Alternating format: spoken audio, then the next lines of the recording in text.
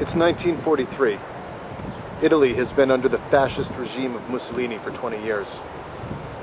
Nazi troops are stationed throughout the country. In the town situated between Naples and Rome, a farmhouse. The Nazis have taken over a farmhouse as a headquarters. The family who has owned the farm for generations is forced either to live in a single room or abandon their home and their farm to the invaders. My grandfather, Antonio DeTora, makes the decision that his family should stay. Nearby, parts go missing from a German anti-aircraft gun. The Nazis line up 20 men and gun them down. A little while later, one of the farmhands pokes fun at the Nazi soldiers. They respond with a grenade. The farmhand is untouched, but my father's older brothers are injured, one very badly. My grandfather expects that they will try to eliminate any witnesses, so he makes the heartbreaking decision that the family should now flee into the woods. In the chaos, my father becomes separated from the rest of his family. He is just 5 years old.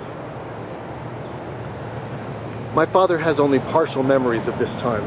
He remembers waking up under a bridge and hearing the Nazi soldiers above, marching. He knew what that danger was. He had seen it and understood it, even at just 5 years old. More than a week later, he showed up at his sister's house on the other side of the woods. He was tired, hungry, and dirty, but he was alive. His brother, who had been severely injured by the grenade, was not. But soon after that, the American soldiers came and liberated the Italian people from the Nazi army. The Americans made the decision to risk their lives to fight tyranny thousands of miles from home. Many of them never made it back. But the American soldiers were kind to the Italian people, who had known nothing but oppression for years, and whose property and lives and way of life had been devastated by the war. And so, a few years later, my grandfather decided that my father should leave war-torn Italy for America. My grandfather put his son on a ship, alone, knowing that he would probably never see his little boy again, but also knowing that his son could have a better future in America. You know how some moments get imprinted in your mind? My father tells me that that moment, with the look on his father's face, was so strong, and it was something he wasn't able to fully understand until decades later, when he had children of his own. The deep sadness in my grandfather's eyes, as he made that terrible sacrifice and took a terrible risk with that decision, so his son could have a chance at a better future in America. It was the last time they saw each other. My father said he wasn't afraid on the ship to America. He likes to say he was too stupid to be afraid. My father is a very smart man. I think what he means is, if you're smart enough, you count up all the risks, and then some challenges seem like madness. But if you don't worry about failure, and the goal is important enough, then you can accomplish seemingly impossible tasks. People from across Virginia have asked me about the risk I'm taking, my decision to run for the Senate. Compared to the decisions my father and grandfather made, the risks they took were immense. Mine seems so small. My father made it to America. He didn't speak English, but he learned quickly, which enabled him to get a paper route, work in a factory, graduate high school, and become an American citizen. Then he took another big risk. Without money or support, he decided to work his way through college and earned an engineering degree. Then he got a job where he met my mother, a nice Irish girl.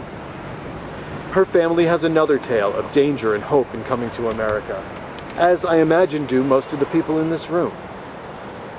Somewhere in your family history, either centuries ago or maybe months ago, someone probably took a huge risk to come to America. Of course, some of us have ancestors who came here not by choice, but by force. Tyranny is taking away an individual's choice and imposing upon them the decisions of others. Decisions matter. My parents instilled this in me, as I'm now working to instill it in my daughter. She turned 2 in January, my little girl. And I know that there's no better place to raise her than right here in America. but I'm worried about the path we're on. It doesn't lead toward more liberty, but away from it. I don't want my daughter to live in a poorer, less prosperous, less free America. I don't want her to have to make a decision whether or not to put her children on a ship to a far-off land so they can have a chance at a better future in America, in a far-off land. And so I decided to stand up to the games and to the nonsense in Washington. It may seem like an insurmountable task, an impossible goal. That doesn't scare me. It emboldens me. It is a fight worth fighting right now, just as it was in 1776. The task of our founding fathers when they made their decision seemed impossible, but it was a fight worth fighting. It was right. It was necessary. And they took those steps so that everyone in this room and everyone across this nation could have the liberties that so many of our fellow citizens take for granted. Now, you know that I work in Washington. Please don't hold that against me. Day in, day out, I see the nonsense, I see the games that get played, and the decision our legislators make to try to play those games better. Well, I want to make a different decision, a tougher one, I think. I want to try to undo the games. Now, it won't be easy. This will be the work of generations. After all, it's taken us more than 2 centuries to get to the point we're at today. But these games are entrenched and they must be pried up and discarded. What can one man do? When they controlled the House, Democrats dropped a 300-plus page amendment in the dark of night just before a vote. One man stood on the House floor and read portions of that amendment in protest. Americans across the nation took note. They rose up and went to town hall meetings where they band together and were able to stop the Waxman-Markey cap-and-trade bill. What can one man do? Any single senator can make sure there is enough time to read the bills or make sure that they get read on the floor. If I'm your senator, that is exactly what I will do. Incumbency, seniority, leadership, fundraising, personal relationships, and countless other factors influence the legislative process in ways that distort the outcome. And that distortion never seems to benefit the American people. Many of the Washington insiders constantly make incomprehensible decisions about spending your tax money. I hear the argument from both sides of the aisle. Clearly, we care more than they do because we propose more spending than they do. Apparently, the only approved form of caring is spending someone else's money. Our debt is at $17.5 trillion and counting. That's 40% of the world's GDP. Pretty soon the world runs out of money to loan us, and what then? I don't want to find out.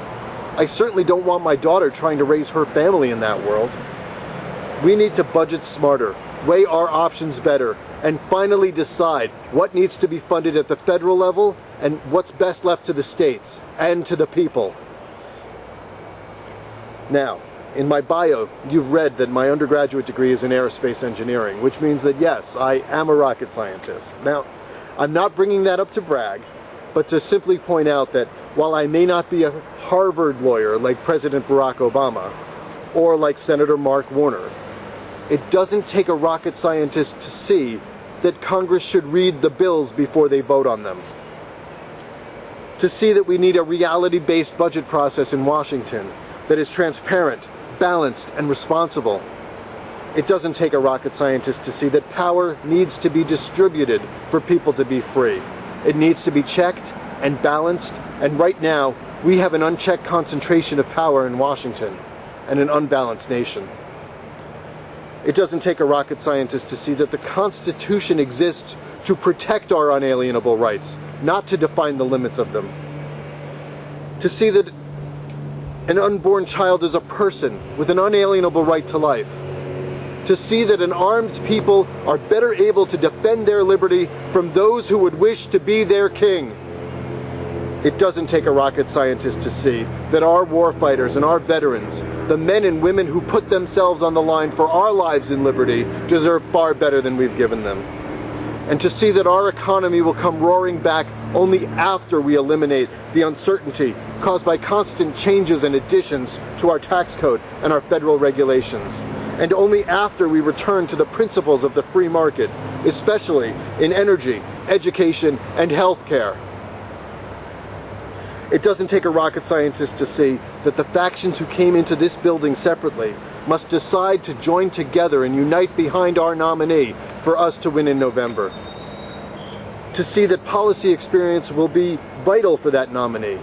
And I am a federal policy expert, serving in that role for Congressman Dana Rohrabacher for the last 5 years. To see that understanding the politics, the games, and the nonsense is essential, especially if our next senator is to undo them. To see that fundraising experience will be critical to winning in November. And during my time fundraising for Tom Davis and Keith Fimian, I was the top Republican House fundraiser in the country. To see that grassroots experience is central to getting out the vote. And I spent 5 years organizing national grassroots efforts to implement free market principles for public goals. And it doesn't take a rocket scientist to see that maybe, just maybe, if Virginia can send a rocket scientist to Washington, that he can outsmart the games, outsmart leadership when they refuse to lead, and find ways to send authority back to the states and back to the American people. Thank you all for deciding to come to Roanoke, for choosing to participate in this process, especially if you choose the third nominee on the ballot. But seriously, you who fight every day to make that difference, you are the reason I have hope for the future of America. None of us knows God's plans for us. None of us knows God's will. But He did give us free will, the ability to make decisions. And with that freedom, we must answer not only to God, but to someone else. Every day we must look in the mirror and answer to ourselves, knowing our regrets, wishing we had the courage and the strength to fight for our real hopes and dreams. We have a chance today to do something extraordinary. Today we can prove our courage and strength by choosing the nominee who we believe will make the best United States Senator from Virginia. Ultimately, no other consideration should matter. Decisions matter. Now, before you mark your ballot, think of the decisions that my father and my grandfather made. Think about how much they had to trust in themselves to make the right decision. Not only for themselves, but for everyone who counted on them. Now, think about the decisions your senator will make over the next 6 years, and how those decisions will impact everyone in this room, everyone in Virginia and across the nation.